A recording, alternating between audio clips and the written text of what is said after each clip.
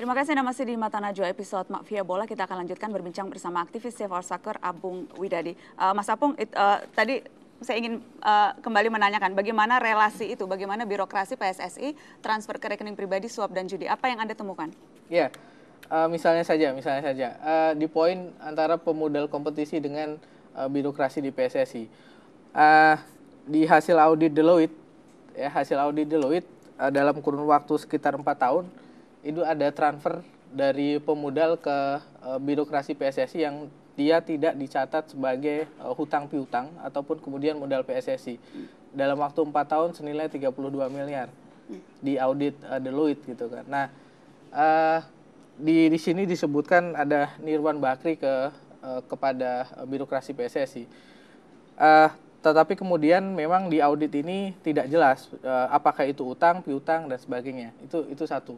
Nah, kalau terkait dengan misalnya ada klub peserta dengan pemain, ini yang menarik antara 1 dengan 7. Kasus di Semarang terkait dengan waktu itu Persis Solo yang kemudian akan bertanding dengan Kudus kalau nggak salah, di mana pemain diiming-imingi ketika dia harus kalah gitu kan, harus kalah dan sebagainya, diiming-imingi. Kebetulan di sini kan gajinya belum dibayarkan gitu. Udahlah kamu ngalah saja, gaji akan dibayarkan, kemenangan untuk tim lawan gitu kan. Itu sempat. Itu yang mengatur siapa? Ya, itu kalau yang pola umum yang biasa terjadi. Ya, yang karena ketergantungan Pengda PSSI di Jawa Tengah ya tentunya. Pengurus PSSI daerah. Pengurus PSSI di Jawa Tengah waktu itu. Nah, itu sudah terungkap di media juga gitu. Artinya ini kan yang bahkan mendesain wasit dan sebagainya dari pesanan itu gitu. Dari pesanan pengurus di daerah. Iya, itu relasinya. Artinya kebetulan waktu itu pemain tidak mau kan gitu kan. Akhirnya pemain menolak dan supporter membentangkan spanduk yang sangat besar di mana anti mafia wasit di situ. Oke. Nah, itu relasinya. Mas Apung, saya ingin tanya soal bagaimana relasi hubungan politisi, partai politik, atau orang yang punya kepentingan sangat kuat di politik dengan persepak bolaan kita. Itu juga Anda temukan? Ya,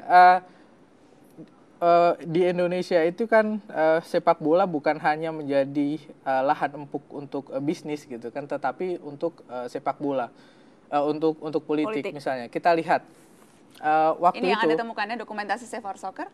Ya. Oke. Ini yang kemudian kita definisikan waktu itu, ini yang kemudian kita wacanakan dulu di pas revolusi PSSI juga, di mana ternyata pengurus PSSI itu berlatar belakang partai politik misalnya, yang dulu bendahara misalnya yang ada saat ini Ahsanul Husasih Masif sebagai anggota DPR RI dari fraksi Demokrat, itu yang dulu gitu kan, yang sebelum direformasi. Tapi yang menarik saat ini adalah siapa manajer timnas Indonesia saat ini. Itu adalah namanya saya lupa, itu masih bupati aktif di Papua. Artinya PSSI zaman dulu dengan zaman yang sekarang itu juga belum berubah dalam konteks memahami aktor politik di sepak bola gitu, konflik kepentingan. Dan apa yang biasanya terjadi kalau konflik kepentingan ini terjadi? Bagaimana itu saling menguntungkan? Ini yang saling menguntungkan seperti ini. Ada kepala daerah, ada klub, ada dana APBD.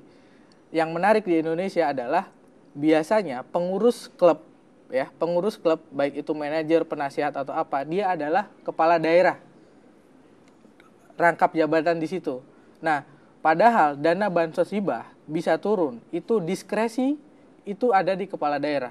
Makanya kemudian dana APBD bisa turun cair dengan sangat signifikan di klub sepak bola. Misalnya sebelum akhirnya kemudian Mendagri mengeluarkan surat yang kemudian melarang hal itu dilakukan. Iya, contoh misalnya di Persma Manado, Jimmy Rimba 13,2 miliar rupiah bansos hibah ke bola akhirnya dikorupsi. Nah, baru kemudian setelah ini ya, kita ada beberapa data-datanya.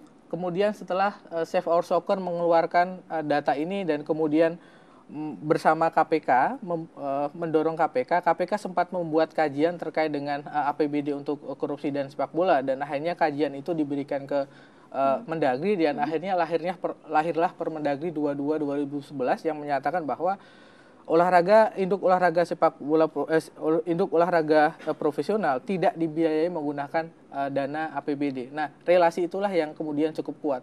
Tetapi mungkin yang paling menarik adalah ketika AFF 2010 para pemain berfoto dengan salah satu pimpinan partai politik, ataupun kemudian di Malaysia spanduk hampir beberapa pimpinan partai politik juga ada di Malaysia. Saya pikir itu relasi yang sangat kuat di mana sepak bola tidak bisa dilepaskan dari politik saat ini. Baik, Mas Apung, aktivis Save Our Soccer, terima kasih waktu Anda dan juga pemaparan Anda khusus untuk Mata Najwa, laporan investigasi Anda dan teman-teman soal mafia bola.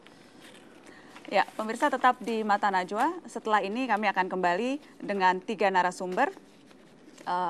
Menpora yang baru, Roy Suryo, Ketua PSSI Johar Arifin, dan juga mantan Exco PSSI Lanyala. Sesaat lagi.